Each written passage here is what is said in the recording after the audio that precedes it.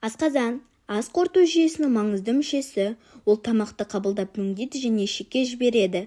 Асқазанның көлемі шамамен 1,5 литр. Алайда ол кеңейіп 4 литрге дейін тамақ сыйғыза алады. Асқазанның қабырғасы 3 қабат бұлшықеттен тұрады. Олар тамақты араластырып, оны жиналған қоймалжың күйге айналдырады. Асқазан қышқылы өте күшті. Оның құрамында тұз қышқылы бар. pH деңгейі 1-2. Асқазан өзін-өзі қорғайды.